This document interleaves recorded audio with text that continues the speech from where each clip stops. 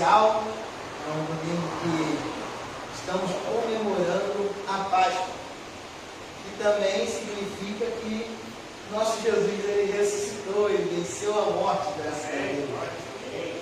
E eu gostaria de estar lendo alguns versículos que eu separei, eu não vou pedir para que abram as Bíblias, porque são alguns separados, né?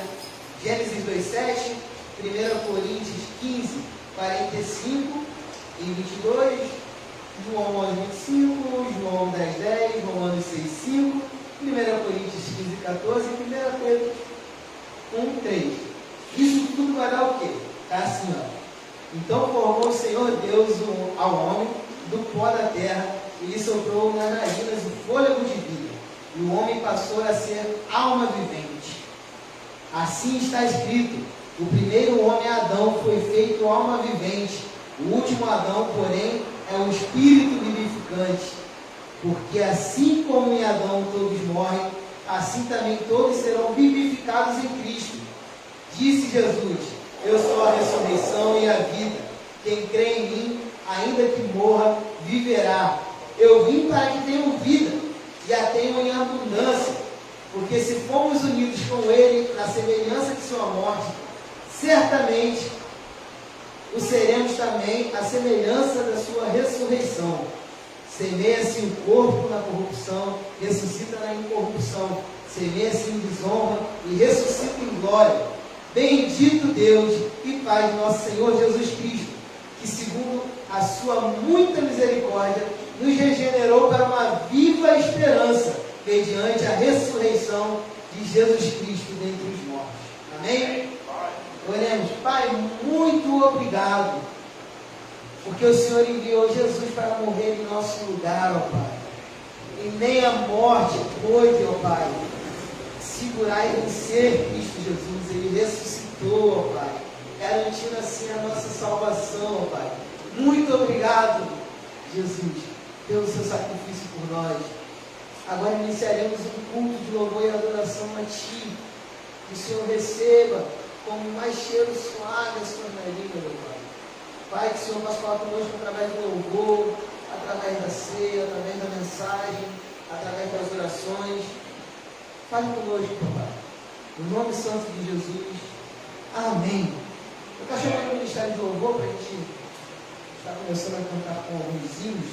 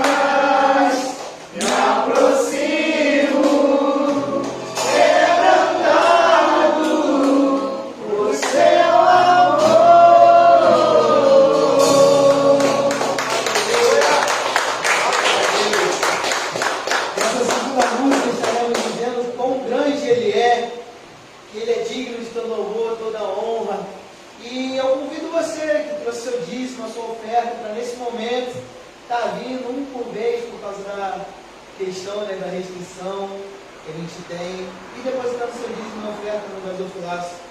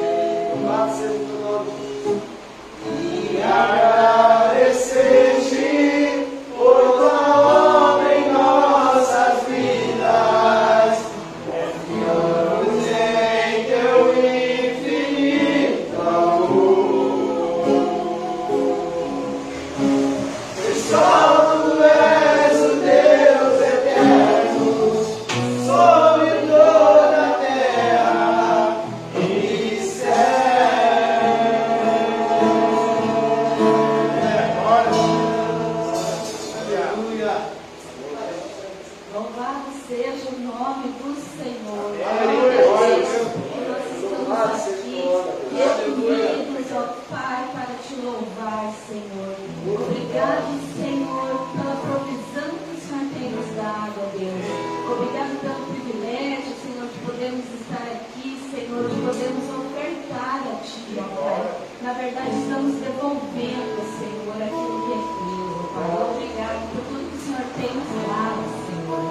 Abençoa esses dízimos, essas ofertas, ó Deus.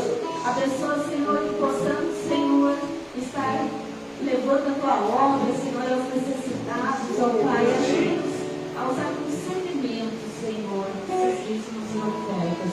Obrigado, Senhor, pela vida de cada irmão que vem aqui, Senhor, estar dando, Senhor, o seu dízimo, a sua oferta. Que o Senhor venha resolver toda a necessidade das casas, Senhor. Nós oramos a Deus em nome de Jesus. Amém.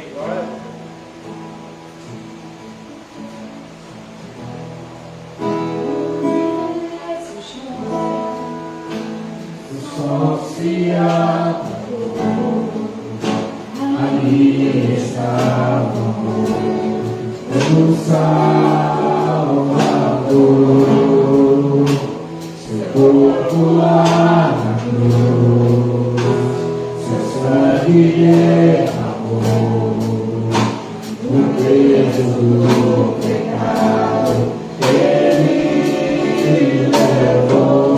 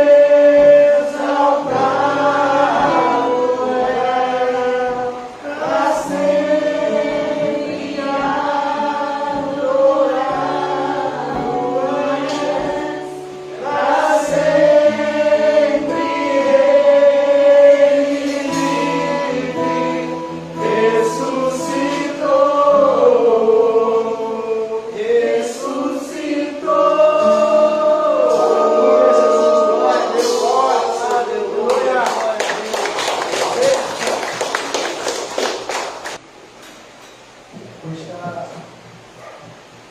convidando o Mateus, filho da Rose, posso estar vindo aqui à frente orar com o missionário Carlos, que vai estar trazendo a palavra dessa noite.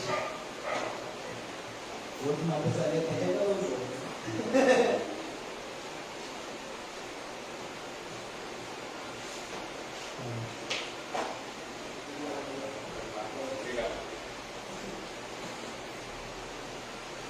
Deus, Pai, nesse momento, vem te agradecer primeiramente, Pai, por mais um dia de vida, Pai, muito obrigado por estar aqui na tua presença, Senhor. Quero te pedir especial agora para o Deus do Caio, Senhor, abençoando ele, convidando ele para passar a tua palavra para os irmãos, Pai, em nome de Jesus. Amém. Queria convidar as crianças, nossas crianças. Vem aqui na frente, meus amores, para a gente estar orando com vocês, para vocês estarem indo no culto, no mesmo culto, só que é uma linguagem mais direcionada a elas, né?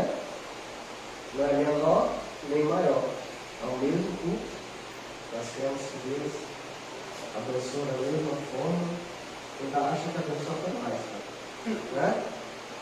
A pureza das crianças. Vamos agradecer a Deus pelas nossas crianças? Senhor Deus, obrigado pelas nossas crianças, Deus.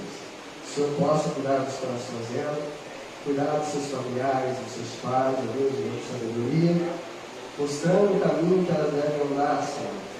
Que elas não devem se desviar para a direita e para a esquerda, mas que elas continuem, ó Deus, firmes, prosseguindo para o prêmio da soberana vocação de Cristo Jesus.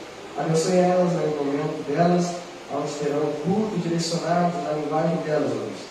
Que elas possam aprender mais de Ti, ó Deus, que elas possam crescer não só em estatura, mas também no conhecimento da palavra do Senhor Deus. Nós somos gratos em nome do Teu amado Jesus. Amém.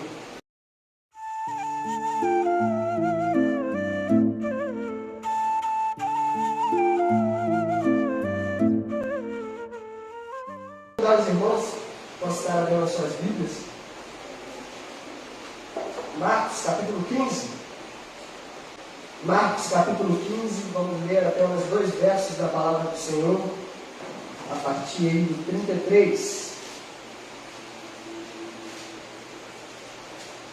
Versículo 33 e 34. Hoje, domingo de Páscoa. Domingo de Páscoa. Quero desejar uma feliz Páscoa a todos os irmãos, a todos os nossos ouvintes pela internet. A Páscoa que hoje nos remete, talvez, a um coelho. A Páscoa que hoje a televisão nos traz, a sociedade nos traz a pensarmos em um dia onde nos reunimos com a família para comer bombons, ovo de Páscoa, chocolate. É verdade? Mas nós sabemos que a Páscoa, para nós que professamos a fé em Jesus, ela nos traz muito além do que isso.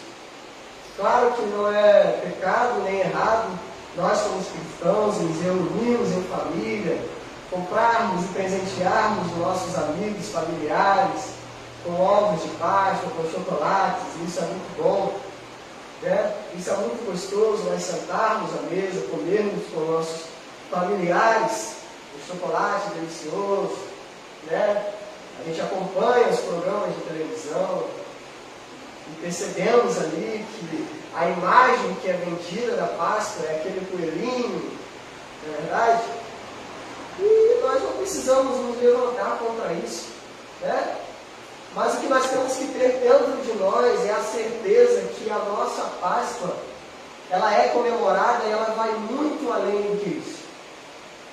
A Páscoa que nós comemoramos a Páscoa porque nós celebramos com toda alegria, com todo regozijo, sim, a morte de Cristo e principalmente a sua ressurreição. E hoje eu queria falar um pouquinho sobre isso, sobre a morte de Cristo, sobre a cruz de Cristo, sobre a sua ressurreição.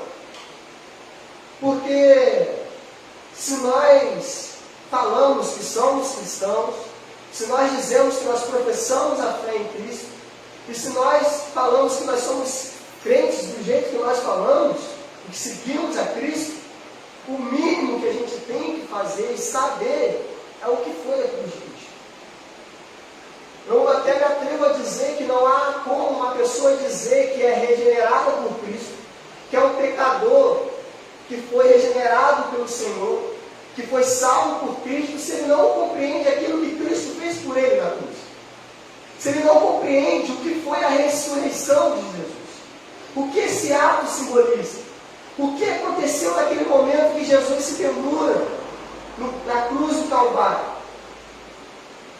Por isso eu quero que os irmãos prestem muita atenção, que nessa noite eu quero aqui pincelar um pouco sobre isso.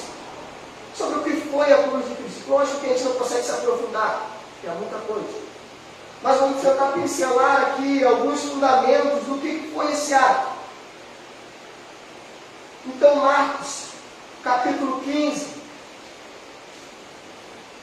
a partir do versículo 33, vai dizer aí para a gente: chegada a hora sexta, houve trevas sobre toda a terra, até a hora nona. A hora nona, clamou Jesus em alta voz: Eloi, Eloi, lama sabachthani, que quer dizer: Deus meu, por que me desamparaste? Eloi, Eloi, lama sabachthani, que quer dizer: Deus meu, por que me desamparaste?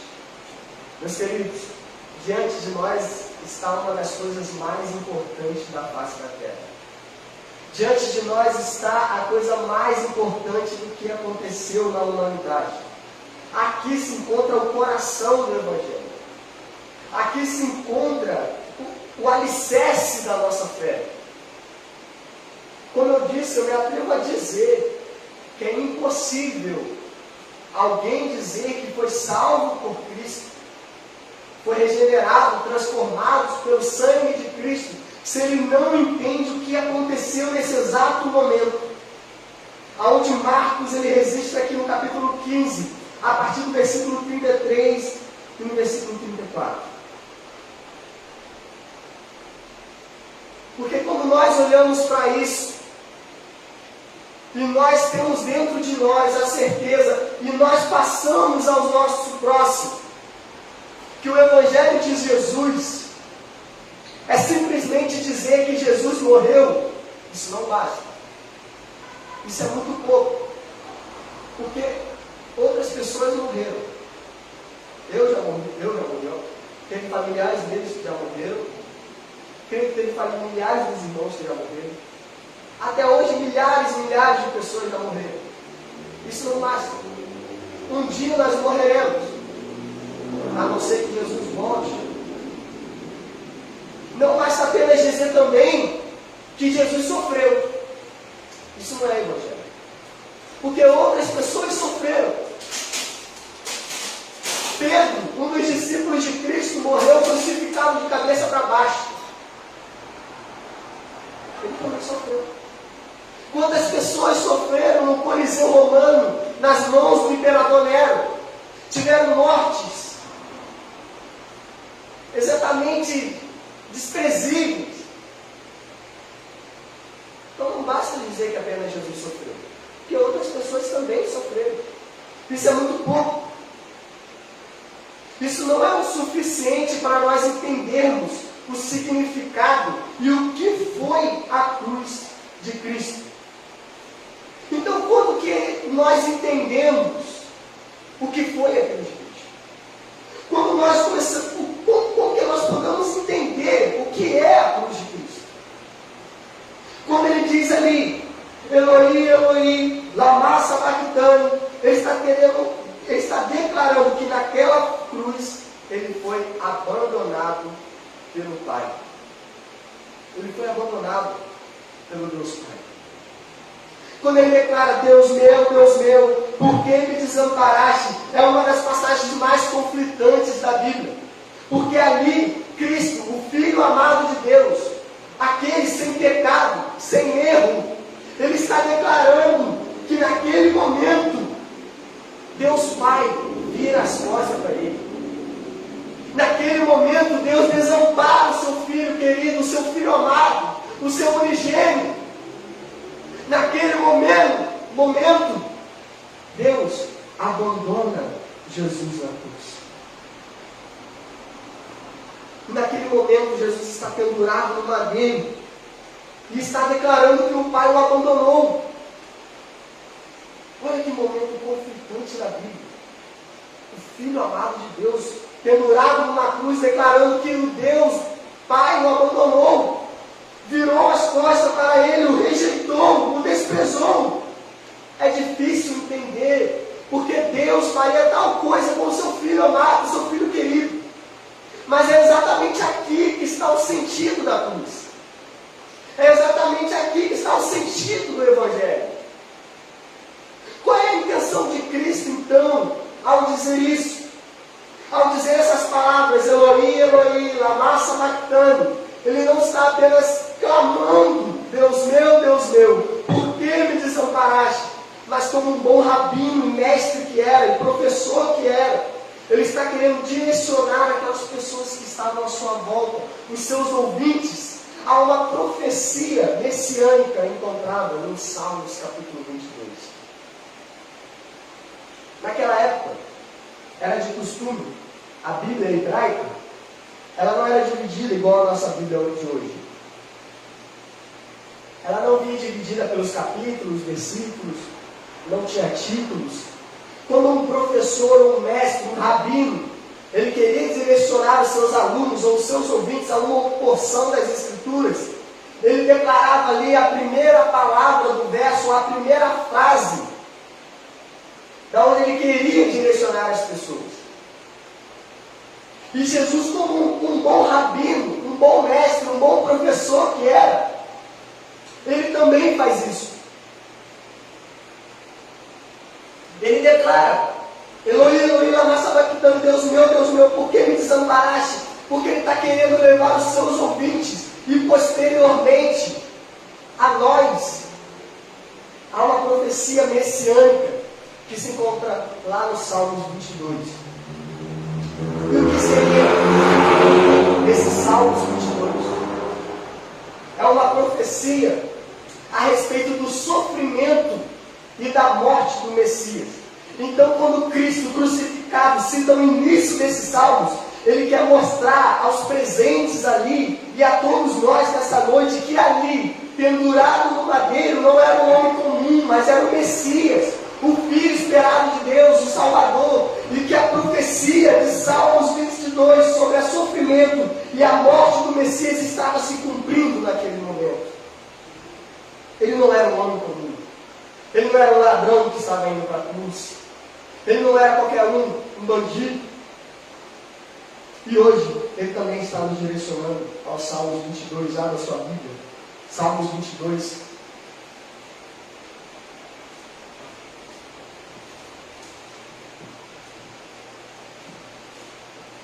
E aí nós encontraremos o significado da cruz de Cristo.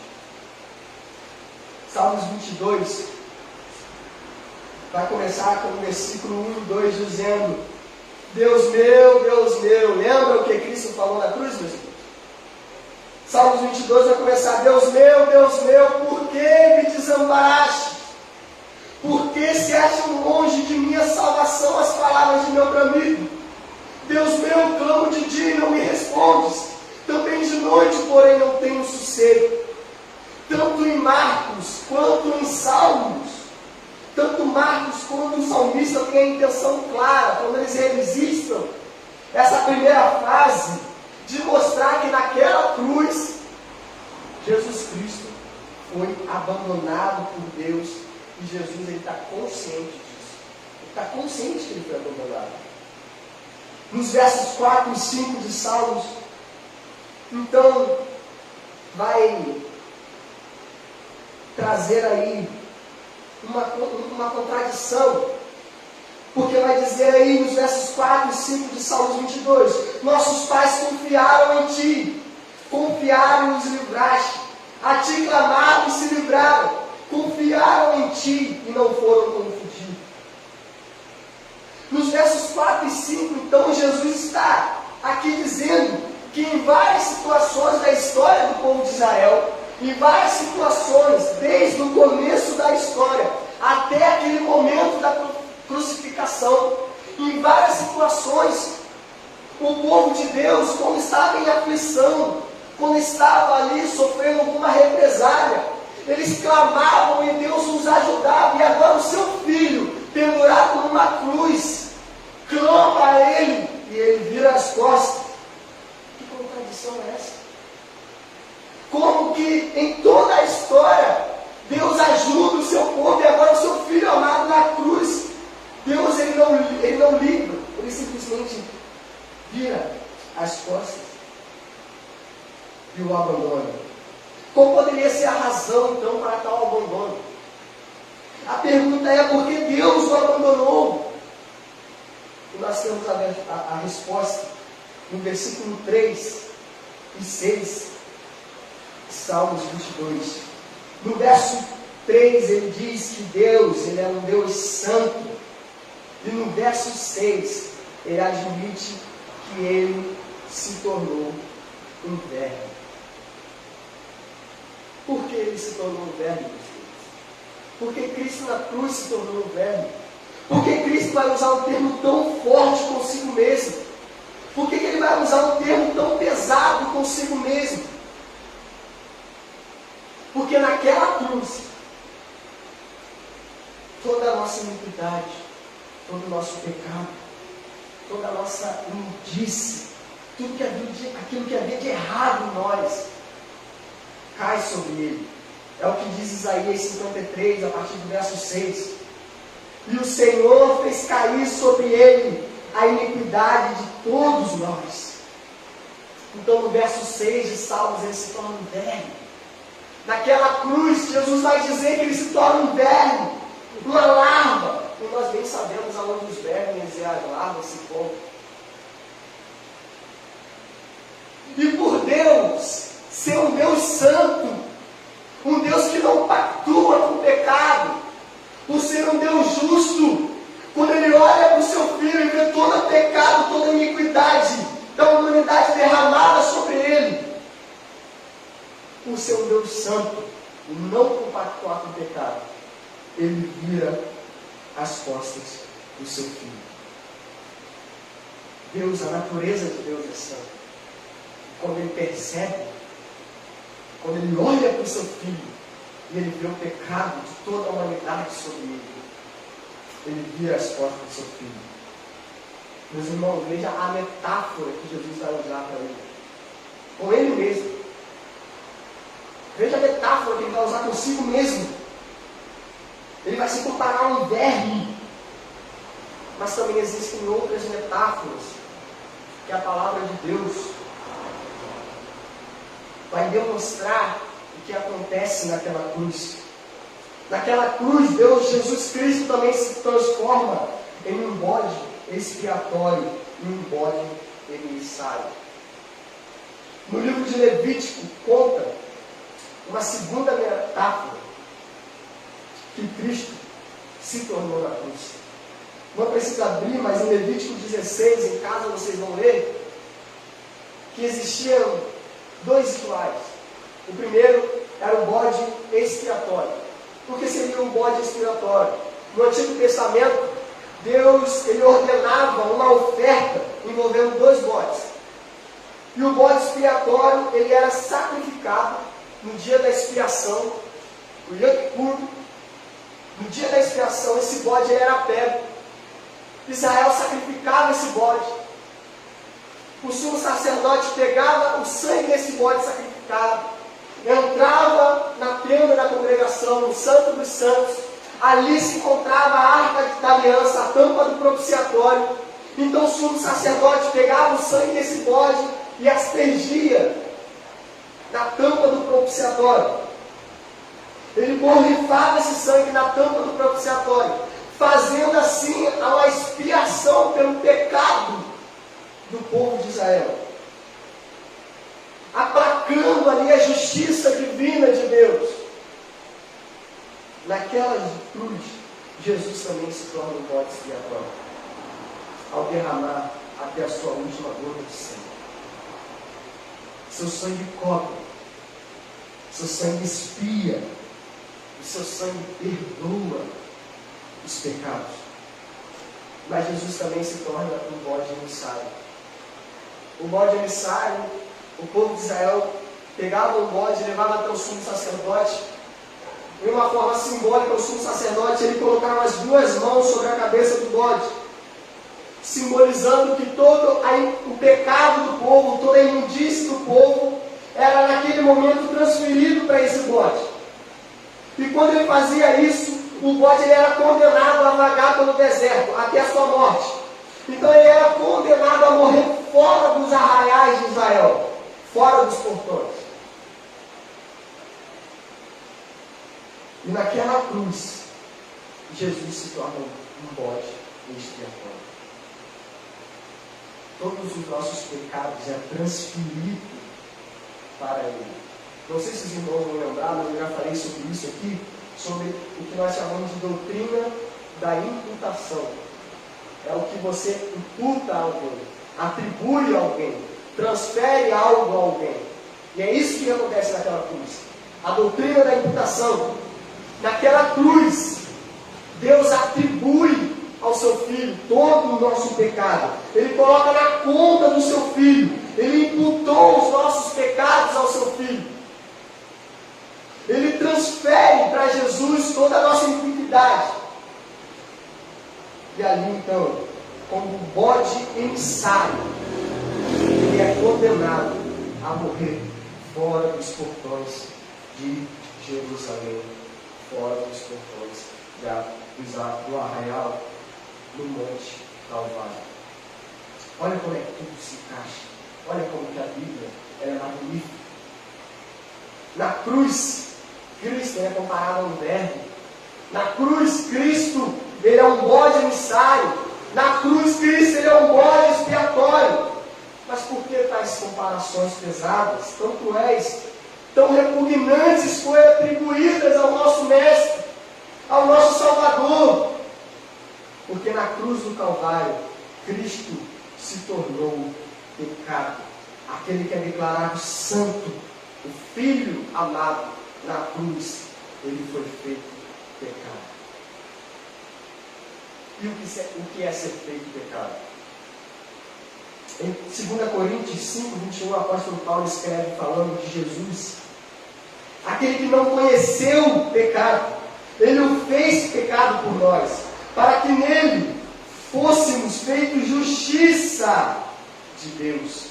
João Calvino vai dizer que Cristo se tornou pecado no mesmo sentido em que os crentes foram feitos nele a justiça de Deus. O que isso significa? Que nós não vamos para o céu por causa dos nossos méritos. Nós não vamos para o céu porque nós somos justos. Nós não vamos para o céu por causa da nossa justiça. Nós não vamos para o céu por causa dos nossos méritos. Nós não vamos para o céu por causa das nossas obras. Nós não vamos para o céu por causa da nossa observância à lei. Nós vamos para o céu pela justiça imputada de Cristo a nós. A justiça dele nos concede acesso ao céu. Cristo, ele se faz pecado. Ele se fez pecado. Não porque ele pecou. Cristo não pecou. Isso é importante deixar bem claro. Cristo, ele não pecou. Não foi ele que transgrediu ali. Não foi ele que errou. Cristo se tornou pecado porque o nosso pecado, o nosso erro foi lançado sobre ele. Não foi porque ele errou. Não foi porque ele pecou. Cristo, na verdade, jamais pecou. Eu digo isso com toda a convicção. Cristo jamais pecou. Da mesma forma que a justiça de Cristo é nos dada imerecidamente, os nossos pecados também é dado a ele imerecidamente. É uma lei de mão dupla.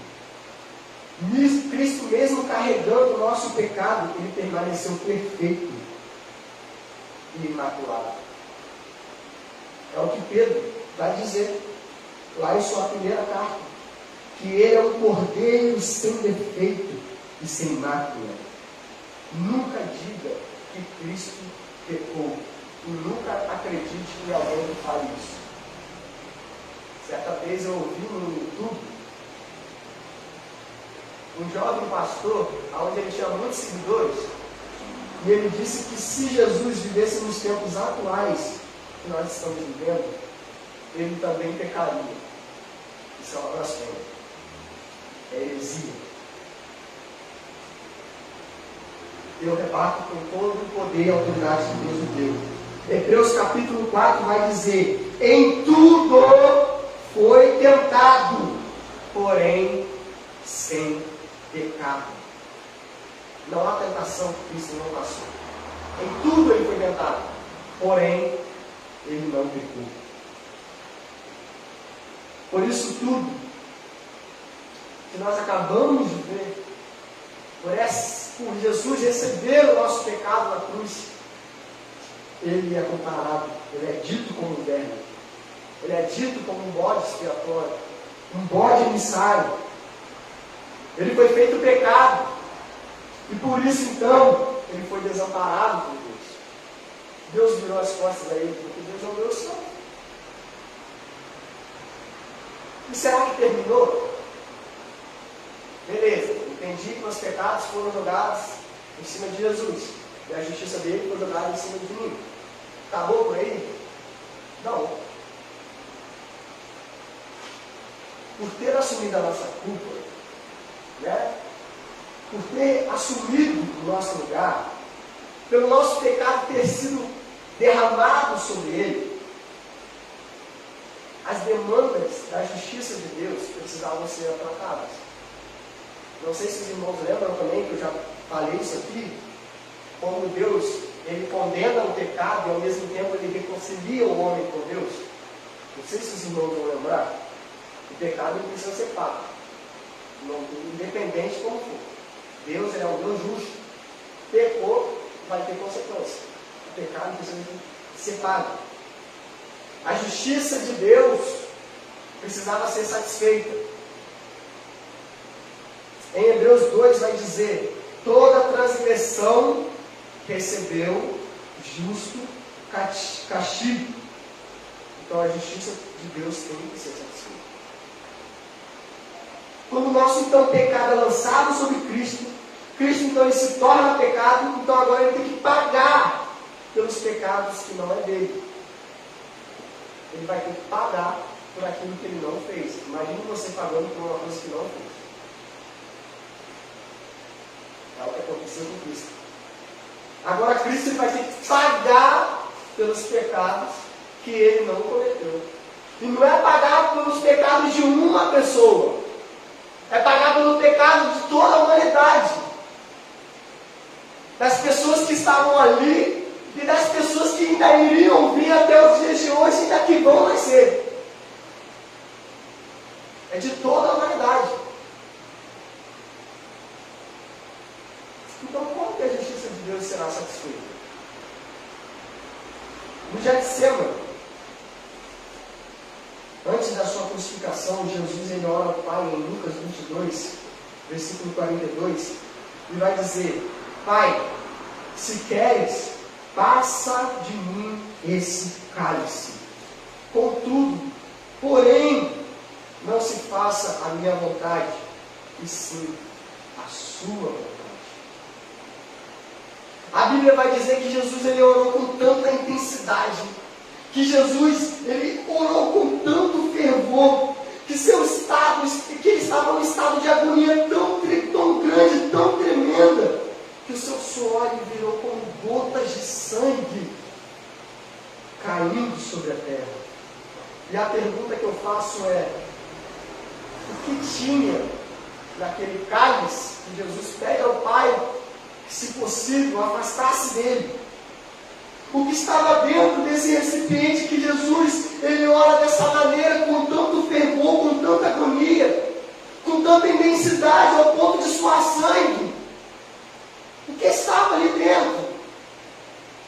Jeremias, então, ele nos dá a resposta do que estava naquele cálice. Jeremias 25, 15 e 16 vai dizer: porque assim diz o Senhor, o Deus de Israel: toma da minha mão este cálice do vinho da minha ira, e darás a beber dele a todas as nações a quais eu te enviar, para que bebam, e tremam, e enlouqueçam, por causa da espada que eu enviarei para o meio delas. O que estava naquele cálice que Jesus orou com tanta intensidade, com tanto fervor, num estado de agonia tremendo, era nada mais, nada menos que a devastadora e cólera, ira de Deus. Era a devastadora, cólera e tremenda ira de Deus. E Jesus sabia o peso disso. Por isso ele ora: Pai, se possível, afasta de mim esse cálice. Mas naquela cruz, quando Jesus se pendura no madeiro, ele clama: Elohim, Elohim, lama sabachthani. Deus meu, por que me desamparaste? Naquele momento ele bebe até a última gota do cálice da ira de Deus. Naquele momento Jesus recebe sobre ele até a última gota do cálice da ira de Deus. Naquela cruz, meus irmãos, ele bebe o amargo cálice da ira de Deus. E ele morre então uma morte sangrenta, uma morte horrorosa. E somente assim a justiça divina poderia ser satisfeita, a ira de Deus poderia ser aplacada. Assim então, apaziguando o homem com Deus, assim apaziguando a justiça divina e reconciliando o homem com Deus. Uma ilustração que eu acho que eu também já contei aqui, mas eu vou contar novamente porque ela cai como luva para ministrar o que acontece nesse momento. É como se a gente pudesse imaginar a Terra e a NASA tem um satélite, e esse satélite vai detectar um meteoro. E ele está vindo com toda a força, com toda a fúria, com toda a raiva. E esse meteoro ele é 200 vezes maior que a Terra e 200.000 vezes mais pesado do que a Terra. E ele está vindo com toda a sua força, com toda a sua ira, com toda a sua rapidez, e ele vai colidir com a Terra, a um certo ponto que não vai sobrar nada da Terra, a um certo ponto que nenhuma poeira vai sobrar da Terra, a um ponto que nenhuma molécula sequer vai sobrar da Terra. E ele está vindo com toda a sua força. E quando ele vai colidir com a Terra, uma parede se estende entre o meteoro e a Terra. Essa parede que é 200 vezes maior e 200.000 vezes mais pesada do que o meteoro. E esse meteoro colide com a parede e se despedaça em trilhões e trilhões de pedaços, ao ponto que nenhum pedacinho sequer, nenhuma poeira sequer desse meteoro atinge a Terra. A Terra somos nós, seres humanos, pecadores, falhos, cheios de erros. E quando a ira de Deus estava vindo sobre nós, com toda a sua força, para devastar a raça humana, Jesus então se estende na cruz do Calvário. Ele se coloca no madeiro na nossa frente, e ali ele aplaca a ira de Deus. Ali ele recebe sobre ele toda a ira de Deus, toda a ira do seu Pai, ao ponto que nenhuma gota sequer do cálice da ira de Deus cai sobre os seres humanos. Mas a parede, depois do impacto, ela não aguenta e ela se despedaça. Jesus, ele não aguenta e ele morre. Cristo morre. E agora, nós podemos então fechar a Bíblia e ir embora para casa? Não. Porque a história não acaba. A história, na verdade, ela não pode acabar. E por quê? Porque Jesus levou o nosso pecado, A justiça de Deus foi aplacada, o pecado foi pago. Ok?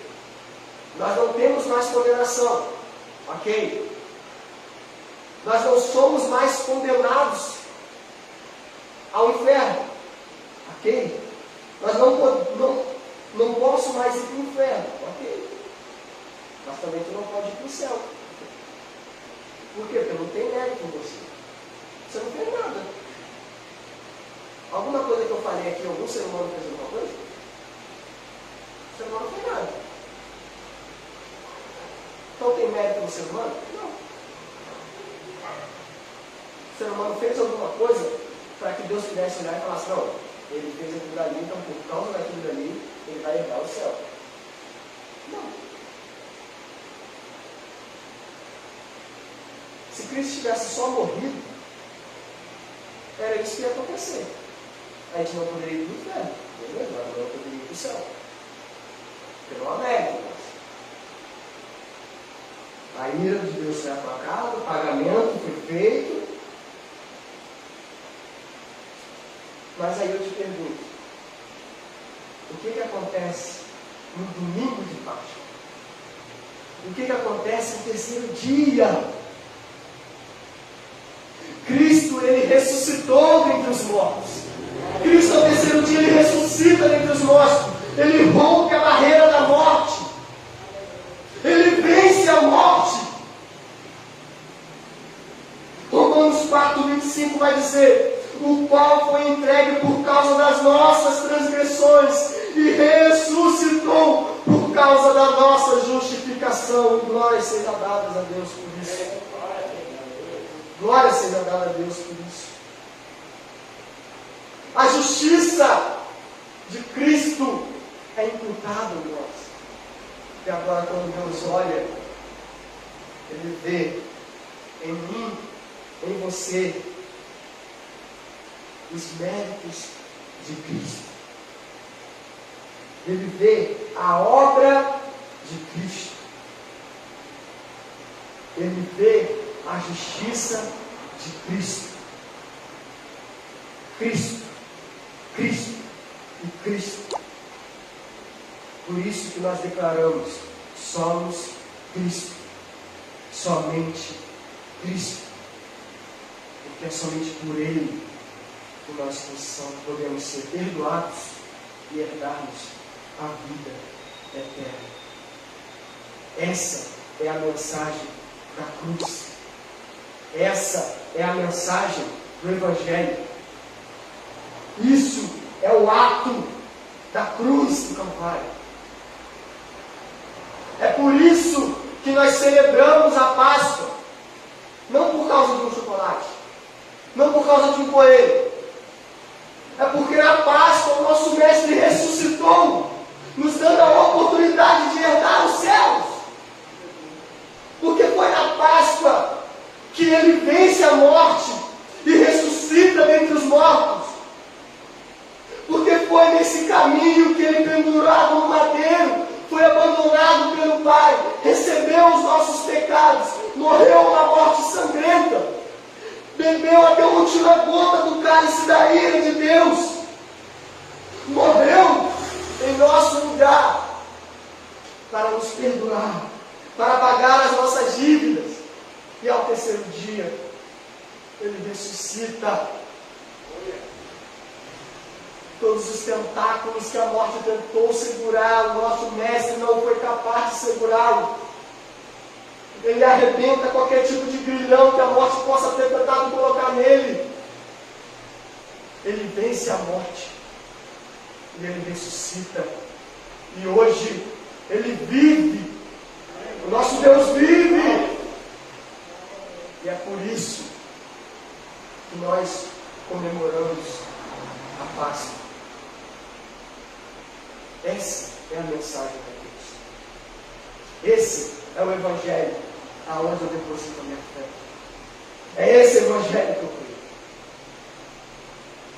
Se tiver algum Evangelho que vai além disso, ou se tiver algum Evangelho que esconde isso, não serve.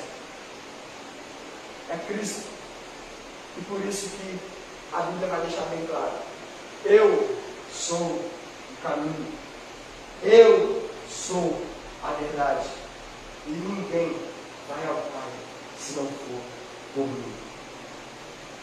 Somente por Cristo. Somente por Ele. Oremos. Senhor, muito obrigado, Deus. Obrigado, Pai, pelo teu sacrifício.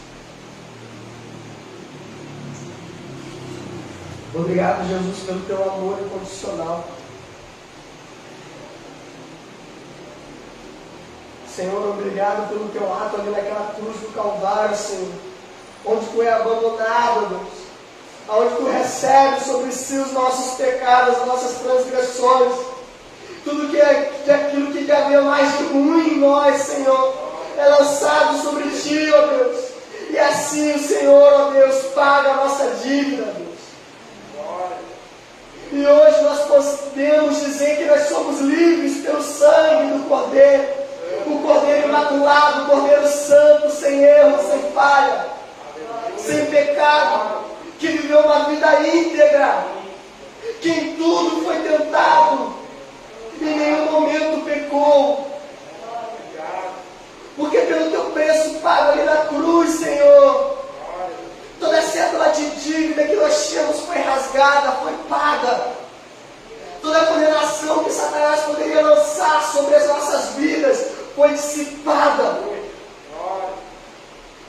Obrigado, Jesus. Como pagaremos? Como retribuiremos, Senhor? Não dá.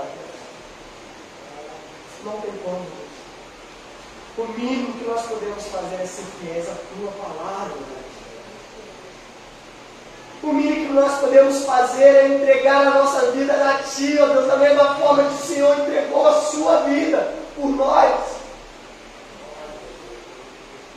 O mínimo que nós podemos fazer é dedicar a nossa vida a ti. Não viver mais eu, mas Cristo viver em mim. Em nome de Jesus, ó Deus, obrigado por ter, ó Deus, feito tudo isso naquela cruz. Obrigado, Pai, porque o Senhor se entregou, sofreu, teve a sua cabeça furada por uma coroa de espinhos, suas mãos e seus pés perfurados. E nós te glorificamos, porque ao terceiro dia o Senhor ressuscitou. Porque o Senhor ressuscitou e hoje nós podemos bradar que o nosso Deus vive, que o nosso Deus reina eternamente. Como os anjos cantam, Santo, Santo é o Senhor. E através da sua justiça, dos seus méritos e da sua obra, nós podemos herdar os céus. Obrigado. Obrigado, Jesus. Obrigado. Amém.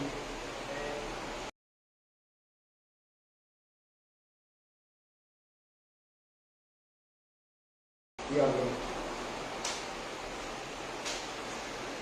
Vamos ter o nosso momento agora de ceia. Está ceando, comunhando com os nossos irmãos. Pedir alguém que pegue minha Bíblia, por favor, que eu esqueci no banco da cadeira. Obrigado. Quero convidar os irmãos a abrir suas Bíblias lá em 1 Coríntios.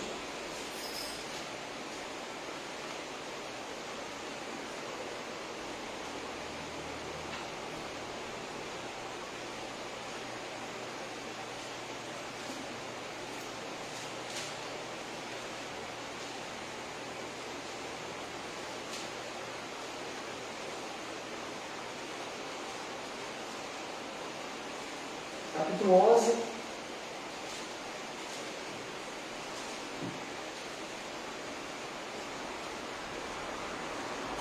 Verso 23. 1 Coríntios 11, 23. Vai dizer aí, ó. Porque eu recebi do Senhor o que também vos entreguei. E o Senhor Jesus, na noite em que foi traído, tomou o pão, e tendo dado graças, o partiu e disse: isto é o meu corpo, que é dado por vós. Fazei isto em memória de mim. Por semelhantemente modo, depois de haver ceado, tomou também o cálice, dizendo: este cálice é a nova aliança no meu sangue. Fazei isto todas as vezes que o beberdes em memória de mim. Porque todas as vezes que comerdes este pão e beberdes o cálice, anunciais a morte do Senhor até que ele venha. Por isso, aquele que comer o pão ou beber o cálice do Senhor indignamente será réu do corpo e do sangue do Senhor. Examine-se, pois, o homem a si mesmo, e assim coma do pão e beba do cálice. Pois quem come e bebe sem discernir o corpo, come e bebe juízo para si. Meus queridos, a ceia do Senhor. A ceia do Senhor é uma ordenança que Deus deixou, o simbolismo do seu corpo, do seu sangue derramado na cruz. O Senhor, antes da sua condenação, como a gente diz na quinta-feira santa, não existe, tá? Mas é um termo que a gente usa, porque foi na quinta-feira que Jesus teve a sua última reunião com os seus discípulos, ele se assentou à mesa de comunhão com os seus discípulos, e ele fez então a última ceia com os seus discípulos. Ali foi onde Jesus ele declarou o seu traidor, ali onde Jesus declarou que iriam negá-lo. E um dia após, então, na sexta-feira, acontece o processo do Getsêmani, onde Jesus é preso, é condenado na sexta, é morto, e no domingo ele ressuscita. E acontece isso que nós acabamos de ler, e acabamos de ouvir. E aqui o apóstolo Paulo, então, ele vai trazer a igreja de Coríntios sobre a ceia do Senhor. E eu quero atentar para um aspecto, onde está no versículo 28. Examine-se, pois, o homem a si mesmo, e assim coma do pão e beba do cálice. Pois quem come e bebe sem discernir o corpo, come e bebe juízo para si. O que Paulo quis dizer? Quando você toma a ceia e você come o pão, você tem que entender o porquê você está fazendo isso, primeiramente. Você tem que entender qual foi o sacrifício de Jesus na cruz. Aquilo que eu falei. Você tem que entender o que Cristo fez por você. Porque senão não adianta você comer do pão, não adianta você beber do cálice. Simplesmente por comer e beber. Né? Então, não vai adiantar muita coisa. Isso aqui é simplesmente um simbolismo para nós lembrarmos sobre tudo isso que foi falado. Sobre a sua morte, aquilo que ele fez, né? Aquilo que ele nos deu, através da sua graça, da sua misericórdia. E Paulo vai dizer que o homem ele tem que se examinar. E uma das coisas que eu vejo muitas pessoas errando é o quê? Eu pequei hoje, de tarde, antes de vir para o culto, então eu não vou tomar ceia. Eu estou brigado com meu irmão e eu não vou tomar ceia. Briguei com meu marido, com a minha mulher, eu não vou tomar ceia. Não é isso que Paulo está querendo dizer. Paulo não está falando para você não tomar a ceia. O que Paulo está falando é o quê? Você tem que se examinar. Então, se você se examinou e você viu que existe algo de errado em você, que você pecou, ou que você está brigado com o seu irmão, ou qualquer outro tipo de pecado que existe em você, Paulo ele vai falar o quê? Se examine. E aí ele vai falar isso no sentido de você corrigir. Então você vai orar, vai pedir perdão ao Senhor, Tá? Porque é aquilo que eu falei, Cristo ele já morreu para nos perdoar. Nós não somos mais condenados. Então, ore, peça perdão ao Senhor, tome a ceia e depois você procure a andar pelo caminho certo. Se você está brigado com o seu irmão, vai se reconciliar com o seu irmão. Se você brigou com o seu esposo, vai se reconciliar com o seu esposo. Se você pecou, não peque mais naquele, sei lá, naquele ato, ou naquela palavra que tu falou que não era para ser dita, ou no gesto, ou na atitude, mas como a ceia. A ceia não é, a examinação não é motivo de impedimento para a ceia, é motivo de examinação. Para você examinar, ver o que é errado e corrigir. Porque você vai tomar a ceia, sabendo que Jesus Cristo fez por você, e por isso vai trazer o perdão na sua vida, e aí você vai se arrepender e corrigir o seu erro, o seu pecado. Amém? Amém. Quem pode tomar a ceia? Todos aqueles que são batizados, membros da igreja local, estão devidamente, como é que se diz a palavra que fugiu? Devidamente em comunhão com a igreja local. Né? Então, eu queria convidar, eu não sei, eu nem estava tomando uma ceia, hoje eu vou convidar um casal para vir aqui na frente para ilustrar. Eu não sei como é que vocês estão fazendo. Está levando? Né? Então eu vou convidar o Ezequiel para vir e a Fábio para vir aqui na frente para estar me ajudando para dar aqui a ceia. Cada um pode pegar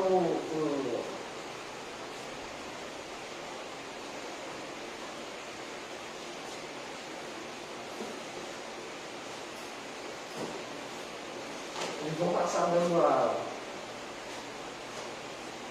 cálice, o pão.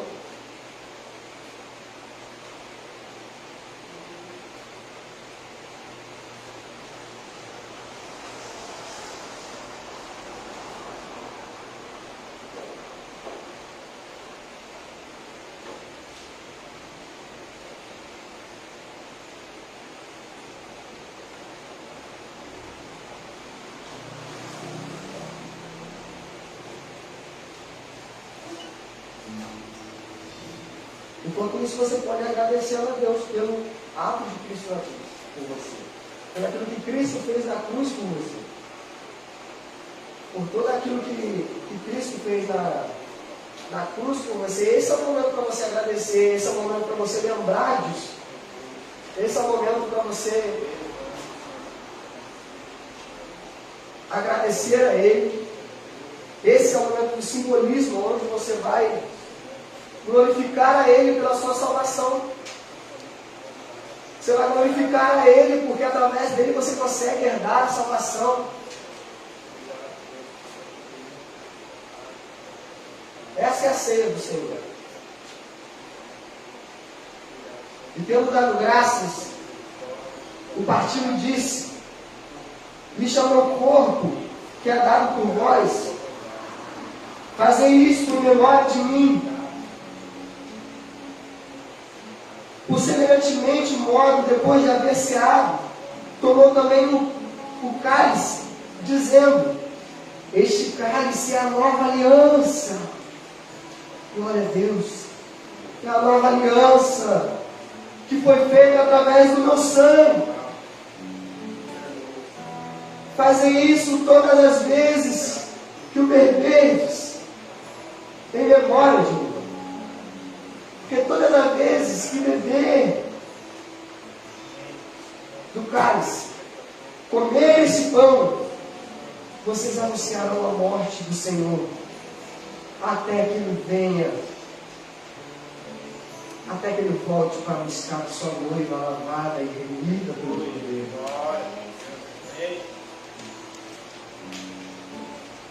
Comamos e bebamos, meus irmãos.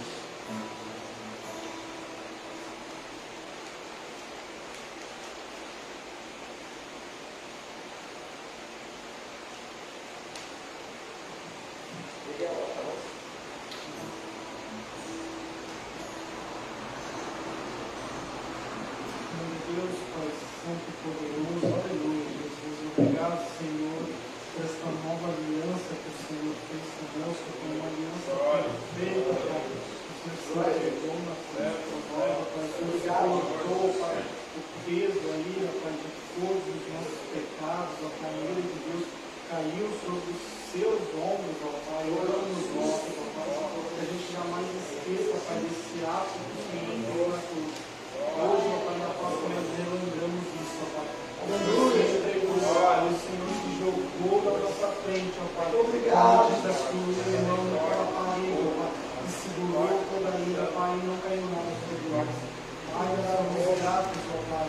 Aleluia, Jesus. Louvado seja o nome, ó Pai, a força sempre, ó Pai.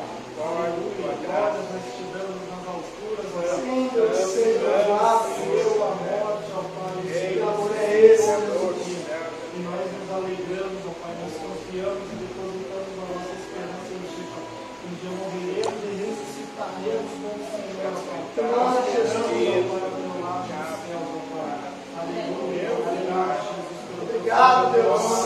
Envolve, ó Pai, Oh, Jesus. chegado, ó Pai. Aleluia, Jesus. Obrigado pela liberdade. Em nome de Jesus, ó Pai. Amém, amém, Senhor.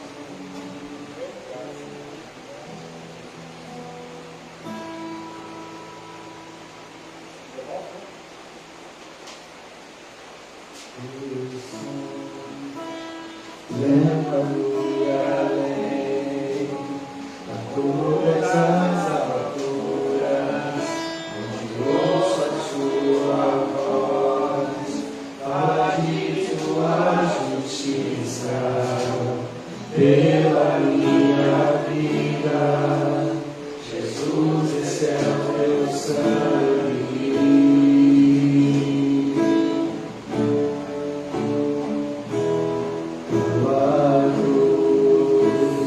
Mostra tua graça, fala do amor do Pai, que prepara para nós o caminho para Ele, onde eu posso me achegar, somente pelo sangue.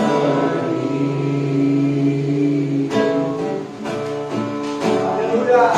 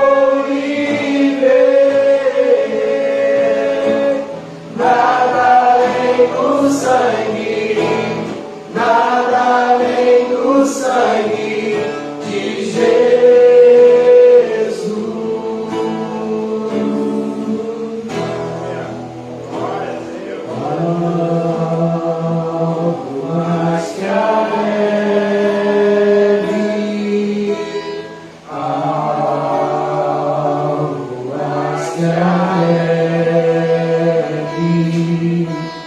Sim, neste sangue lavado, mais alvo que a neve serei. Alvo mais que a neve,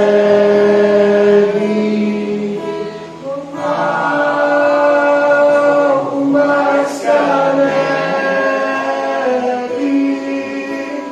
sim, neste sangue lavado, mais alvo que a neve serei.